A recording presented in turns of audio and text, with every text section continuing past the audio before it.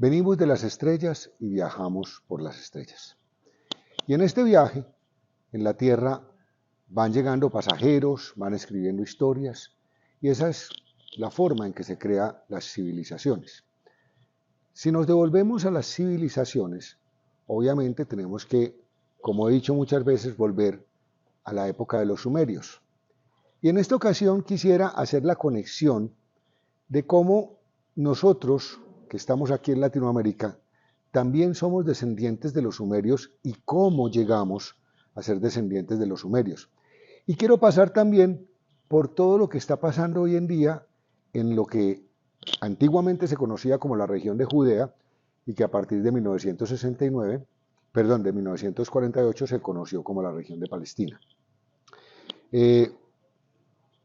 O más bien, explicarlo de esta manera, no como la región de Palestina, porque realmente el nombre de Palestina fue un nombre que utilizó el emperador Adriano, un emperador romano, más o menos 300 o 400 años después de Cristo, y fue él quien quitó el nombre de Judea y le puso el nombre de Palestina, que Palestina quiere decir Filistea. Recuerden ustedes que los filisteos siempre serán los enemigos de los judíos, pero empecemos por las partes. Si uno se sienta a analizar el conflicto de los palestinos y de los judíos, digamos que hay dos momentos específicos. Las personas que son muy religiosas lo llevan al momento en que Abraham, ¿no es cierto?, enviado por Dios, llega a la región, a la tierra que Dios le dijo que iba a ser su tierra. Esa es una explicación. Y luego tenemos una segunda explicación que ya es más geopolítica, que es más o menos en 1948, cuando se declara el Estado de Israel. Pero entonces empecemos por las partes. Hablemos de la primera parte. La primera parte es que Abraham, que vivía en Ur de Caldea, y cuando hablamos de Ur de Caldea estábamos hablando de la Sumeria, porque todo ese imperio babilónico, ¿no es cierto? Digamos que la Mesopotamia se llegaba desde allá, cubría Irán, cubría lo que hoy en día es la región de Israel y de Palestina, y llegaba hasta Turquía. Dios le dice, Abraham vivía, él de hecho tenía unas fuentes de lo que él vivía, y Dios le dice, usted se tiene que ir de acá. Entonces Abraham abandona su tierra natal y va a un país que Dios le indica, donde él va a ser el padre de una gran nación. Abraham tenía una esposa que se llamaba Sara. Sara era una mujer de unos 60 años y Sara no había podido dar a luz. Como Sara no había podido dar a luz, entonces Sara le dice a Abraham, mira, tú no tienes un descendiente, ¿por qué no escoges una de tus esclavas? De hecho, me gusta Agar, que es una esclava que es buena, ¿por qué no tienes un hijo con Agar?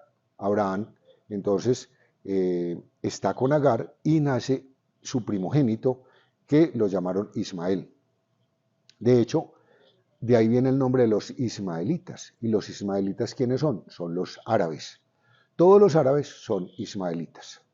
Pero luego, Sara, en esta edad tan mayor, y estas son las cosas que en la Biblia uno dice, se entienden o no se entienden, queda preñada y entonces da a luz al primogénito de Abraham con Sara, que en ese caso se llamó Jacob, pero en cuyo caso real era el segundo hijo de Abraham. Digamos que empieza esta interacción en donde estaban Ismael y Jacob, y digamos que Sara empezó a ver con recelo a Ismael, ¿no es cierto? Y la relación empieza a volverse tensionante, entonces Sara le pide a Abraham que saque a Agar y a su hijo Ismael, que los saque de la tribu. Abraham los saca de la tribu, les da lo que necesiten para viajar y les dicen que tienen que ir a otra parte. Y luego, de hecho, cuando Ismael y Agar estaban en el desierto, según la Biblia y según más la Biblia, el Corán, se les aparece un ángel y el ángel le dice que no se preocupe, que él va a cuidar de ellos, porque Ismael también va a ser el padre de una gran nación, y así es. Y así es como la historia le cumple la promesa a Abraham. Él es el padre de las naciones.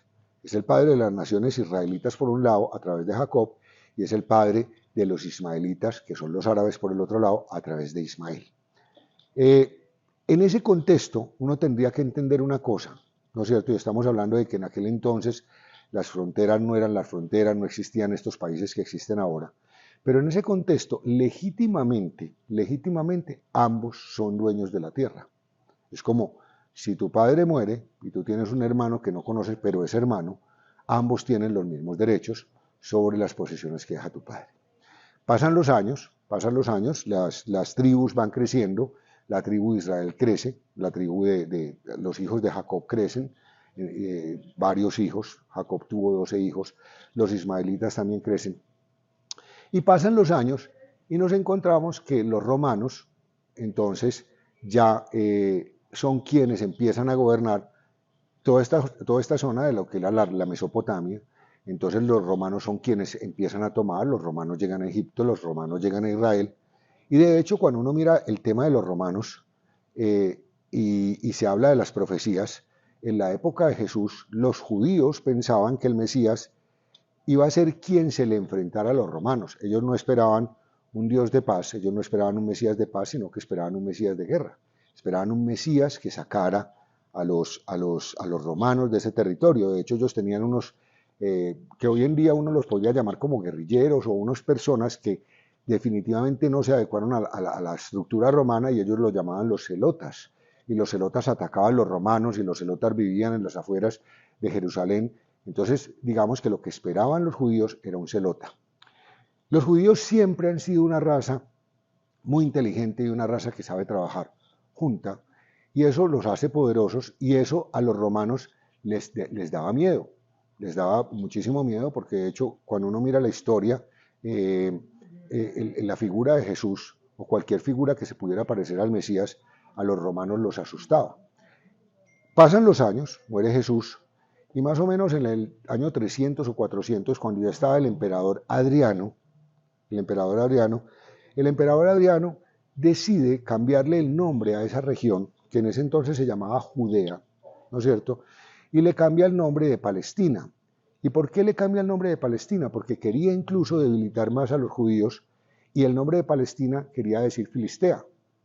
Entonces, digamos que empieza una persecución a los judíos, y ahí se genera lo que llaman una diáspora. Una diáspora es cuando los pueblos salen masivamente, lo que está pasando con Venezuela, lo que pasa ahora en el Darién, lo que pasa normalmente, lo que pasó en un momento dado en la Segunda Guerra Mundial, lo que está pasando en este momento precisamente en esa región de la Franja de Gaza, se está generando una diáspora porque la gente no puede vivir en esto. Esa diáspora es muy interesante. ¿Por qué es muy interesante? Porque ahí estamos en el año 400 después de Cristo, y los judíos entonces se empiezan a esparcir por todas partes. Y llegan judíos a Rusia, llegan judíos a Polonia, llegan judíos a Francia, llegan judíos a Alemania y llegan judíos a España. Y miren qué interesante, porque luego cuando hacemos el análisis de estos judíos que llegan a España, ¿no es cierto? Y 300 años después viene la invasión de lo que es todos los ismaelitas o de los árabes, ¿no es cierto?, a España, que en ese entonces no se llamaba Hispania, sino que se llamaba el Andalú. El Andalú era una región en donde coexistían los árabes, los judíos y los cristianos. Entonces tenemos ciudades que tú veías una ciudad con nombre español e inmediatamente al lado había un pueblo árabe.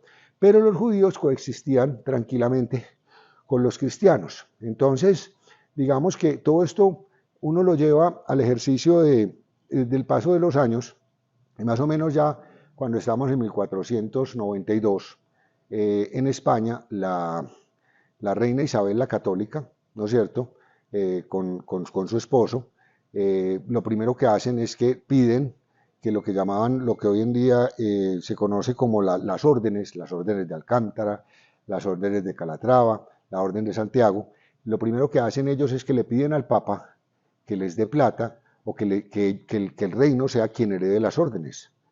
Como a las órdenes se habían adherido los caballeros, entonces de ahí vienen los caballeros. Entonces, esa es la primera plata que consigue la reina Isabel para poder sacar los árabes y para poder librar la guerra con Portugal. Pero no le alcanzaba la plata. Entonces, ¿a quién le pidió la plata prestada? Se la pidió prestada a los judíos, porque los cristianos en ese entonces no podían, por su religión, prestar plata. Los judíos sí prestaban plata y por eso siempre eran los ricos. De hecho, hoy en día, cuando vamos a ver el sistema económico le pertenece a los judíos, ¿no es cierto? Entonces, La reina Isabel, cuando gana la guerra, le gana la guerra a los portugueses y conquista América, en vez de pagarle la plata a los judíos, lo que hace es que les dice, ustedes se tienen que ir de acá. Por eso cuando nosotros miramos nuestro árbol genealógico, estos judíos, muchos vinieron, ya con la conquista, vinieron a América Latina. Y de hecho hay muchas regiones en donde nosotros miramos nuestro árbol genealógico y de pronto tenemos un apellido, pero el papá de ese apellido resulta que no es el apellido como tal, sino que es un apellido judío. Particularmente en la zona de Antioquia, los antioqueños, los pereiranos, los caldenses, todo lo que llaman el territorio paisa, somos muy descendientes de esos judíos. De hecho, toda la cultura nuestra tiene cosas muy parecidas a los judíos, empezando precisamente por ese espíritu emprendedor y por ese espíritu de generar y de construir dinero. Esa es la conexión del por qué nosotros finalmente terminamos a través de los años metiéndonos en el tema, porque de alguna forma nosotros somos todo. Nosotros tenemos nuestra parte indígena, tenemos nuestra parte africana, tenemos nuestra parte española y por ende tenemos nuestra parte judía y nuestra parte sumeria. Miren cómo la vida va conectando todos los hilos.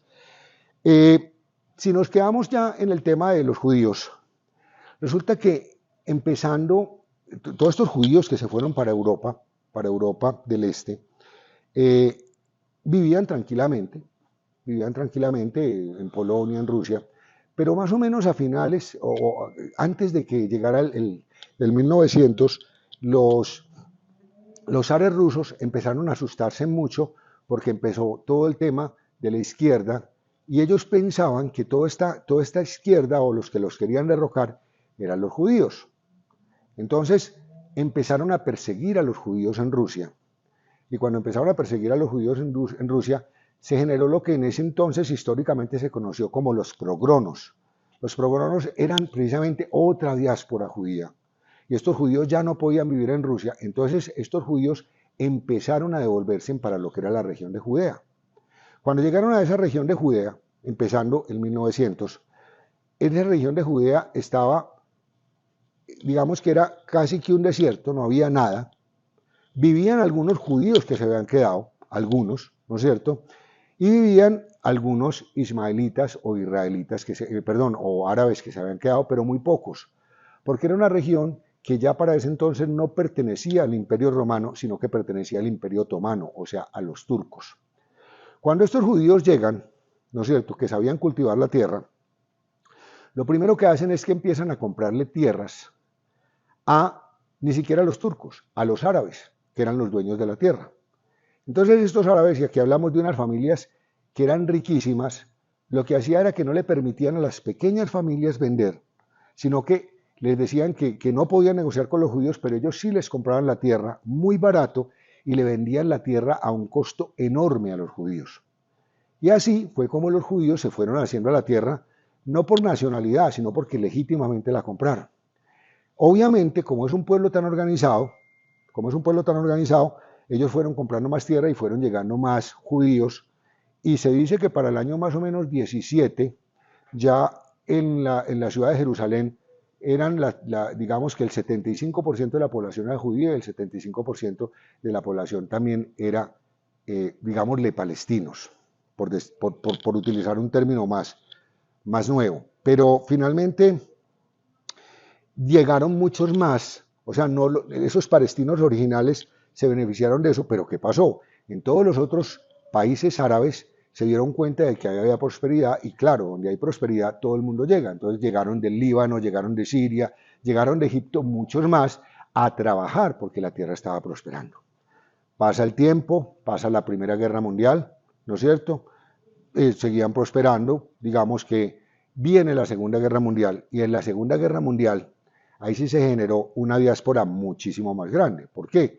Porque cuando Hitler empieza a atacar abiertamente a los judíos empiezan a emigrar, y obviamente muchos van a Israel porque dicen, pues es mi nación natal, y tenían amigos que los ayudaran. Entonces ya para el año 48, ¿no es cierto?, muchísima población, digamos, judía de todas partes, que inclusive ni siquiera sabían hablar hebreo, ¿no es cierto?, llegan a Israel, y con ese proceso que ellos habían desarrollado de los kibbutz y de las franjas, ellos empiezan a ordenarse. Pero lo más interesante es que antes de la Primera Guerra Mundial, el territorio de lo que hoy se conoce como Palestina, que antes era Judea, ese territorio era obviamente de los turcos. Entonces los ingleses, que siempre han sido como muy hábiles en el tema de la guerra, antes de la Primera Guerra Mundial ellos llegan y se establecen en la zona de Palestina como tal y empiezan a negociar con los judíos y empiezan a negociar con los árabes. Y a cada quien le van diciendo que les ayude a combatir a los nazis, ¿no es cierto?, para que finalmente puedan ganar la guerra. Y efectivamente ellos hacen unas alianzas, muchos judíos van a combatir a la Segunda Guerra Mundial, muchos árabes van y se meten en la pelea, hasta que finalmente, pues obviamente los aliados ganan la guerra.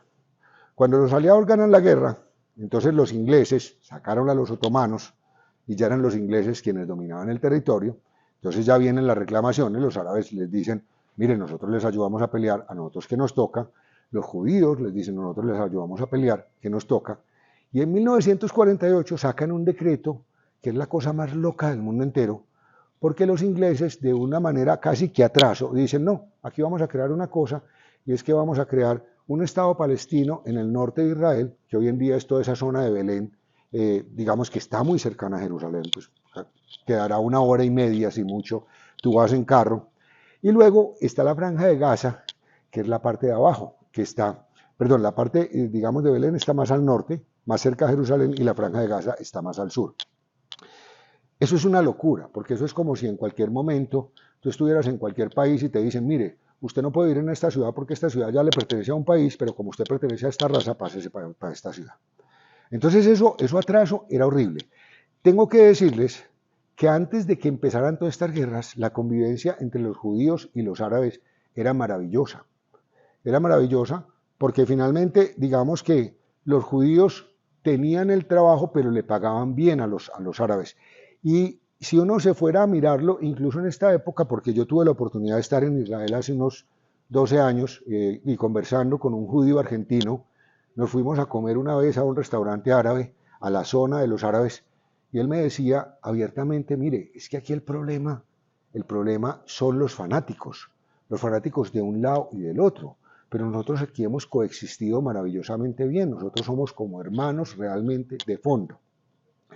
El hecho es que cuando Inglaterra toma esta decisión, y en ese orden de ideas recordemos ahí el nombre de Ben Gurión, porque fue Ben Gurión quien declaró en 1969 el Estado de Israel, y por eso el aeropuerto de Tel Aviv se llama el aeropuerto de Ben Gurión, pues empiezan dos países a coexistir y a mirar quiénes van avanzando y quiénes no van avanzando.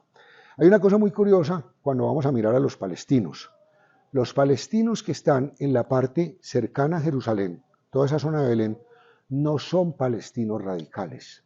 Son palestinos comunes y corrientes que simplemente siguen su ley del Corán, pero son tranquilos y ellos no tienen ningún problema con coexistir geopolíticamente con los judíos. Pero los palestinos que están en la Franja de Gaza, esos palestinos sí son más fanáticos y ellos desde hace más o menos unos 18 años aceptaron, ¿no es cierto?, tener gobernantes que pertenecieran al Hamas. Entonces, cuando aceptan eso, digamos que eso genera, primero que todo, un estado de guerra. Es decir, para los palestinos, los judíos son objetivo militar, y estamos hablando de los de la Franja de Gaza, no los de arriba. Los de arriba en este momento están muy afectados, pero digamos que la guerra no es contra ellos. Esto hace que muchos fanáticos de muchos países árabes, entonces, vuelven la causa palestina como su propia causa, y esa Franja de Gaza se convierte como en una olla caliente en donde llegan muchas personas, y los judíos viendo esto hacen un muro, como la muralla china, hacen un muro porque estos para ellos mismos sí son una amenaza. Digamos que nunca, y desde esa época y esa construcción del muro, nunca había habido un enfrentamiento militar total, porque digamos que la estrategia palestina era una estrategia más de terrorismo, voy, ataco, vuelvo y me escondo, y no había cómo, porque finalmente los palestinos como tal no tienen una base establecida como un ejército, etc. O sea, ellos se confunden con la población, y cuando se confunden con la población, que es como lo que hace mucho la guerrilla latinoamericana, entonces ahí están los niños y entonces ¿quién bombardea un sitio donde hay niños? Eso es un conflicto imparable, inmanejable. Lo que pasa ahora, pues geopolíticamente es muy complejo. ¿Por qué? Porque a esto hay que meterle todavía más actores en el asunto. Resulta que Arabia Saudita es un país absolutamente rico, y como país, Arabia Saudita está entendiendo que el petróleo tiene un término en el que se va a acabar. Entonces Arabia Saudita lo primero que hace es que controla el petróleo para no venderlo todo y por eso el petróleo sube y baja, ¿cierto? Es como cuando usted tiene una tienda y sabe que tiene una cosa muy buena, pero que se le va a acabar, usted la va llevando. Arabia Saudita, en ese orden de ideas, ha entendido que el fanatismo no lo lleva a ninguna parte y ha empezado a entender que ellos tienen que desarrollar ciudades, y ahí es donde estuve en los Emiratos Árabes, que son ciudades modernas que se están estableciendo, donde se están haciendo negocios maravillosos. Digamos que geopolíticamente su enemigo real es Irán, porque Irán también tiene mucho petróleo, pero Irán tiene una diferencia y es que Irán es completamente radical. ¿Qué es lo que pasó ahora? Pasó ahora que Arabia Saudita estaba haciendo unas relaciones muy buenas con los judíos y empezando a tener un intercambio comercial. Y esto obviamente a Irán no le gusta para nada, porque lo debilita. Entonces, digamos que dentro de lo que se está hablando de que todo este ataque que ocurrió hace pocos días fue un ataque que obviamente lo hicieron desde la Palestina, desde la Franja de Gaza, lo hicieron con todos estos fanáticos, pero finalmente quienes pusieron la plata, quien puso la logística, quien puso todo, fue Irán. Y lo más curioso de todo es que dicen, increíble que le haya puesto Irán e increíble que el presidente de los Estados Unidos hace pocos meses o hace poco tiempo le dio 6.000 millones de dólares por unos rehenes que tenía Irán. Entonces casi que podrían decir, le dio la plata para que pudieran armar estos. Esto va y viene, y la pregunta es, ¿cuándo se va a acabar este conflicto? Digamos que en este momento hay algo muy contundente, y es que es la primera vez que hay un enfrentamiento militar real, porque los judíos ya tienen una causa, como la que tuvieron los americanos en la invasión que le hicieron los japoneses en Pearl Harbor, que llevó casi que a tirar una bomba atómica. Esa causa, digamos que es lo que está creando, que ellos toda esa franja de Gaza militarmente la van a destruir y lo que van a generar es una diáspora para que todos estos palestinos, buenas personas, papás, mamás, personas normales, tengan que hacer una diáspora y irse a otros países árabes. Digamos que eso es lo primero que pasa y obviamente tierra arrasada. Ahí la guerra coge ya otro nivel. ¿Por qué? Porque digamos que los que se queden en el Estado palestino, en esta franja de Gaza, son objetivo militar y la guerra va a ser sin piedad. ¿No es cierto? Pero finalmente lo que va a terminar pasando es que se van a terminar metiendo otros países árabes que son fanáticos. Entonces, no sabemos cómo puede terminar esto. La verdad es que es muy complejo, es un giro muy difícil de la historia. Yo le preguntaba a un políglota que vive en esta ciudad, Samir Ibrahim, que nació en Belén, pero que no es árabe. Le preguntaba, Samir, ¿y cuándo se va a acabar la guerra?